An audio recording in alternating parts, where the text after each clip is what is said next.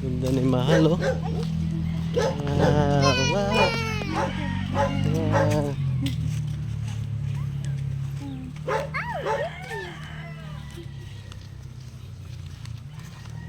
Come on, come on. Come on, come on, come on. Come on, baby.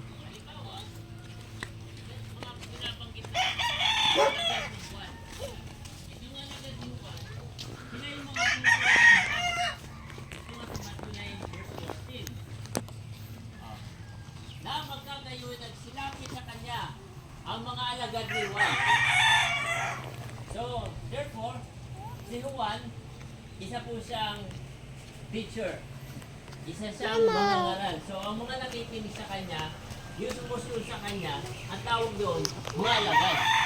So, walang pinagkaiba yan. Halimbawa, kung ikaw ay masugid na tagahangan ni Vilma, eh, tawag sa'yo, Vilman yan.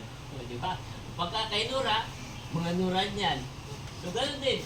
Pagka ang isang tao ay lagad ng ating Panginoon si Kristo, so therefore, ang tawag sa atin, Christian.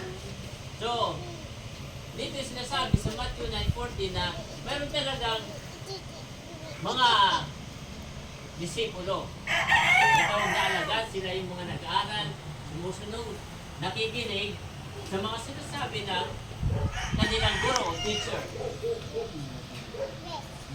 Pangalawa, mayroon din naman tinatawag na alagad ng mga Pariseo.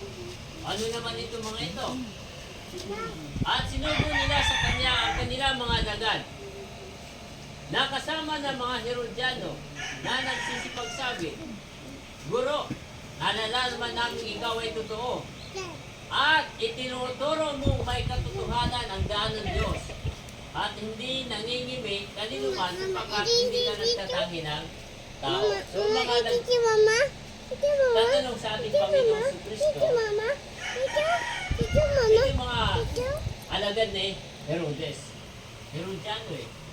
So nakipag-conversation sila sa ating Panginoon. At inaalam nila yung katotohanan sa sinasabi ng ating Panginoon. Kasi alam nila kung sino si Kristo.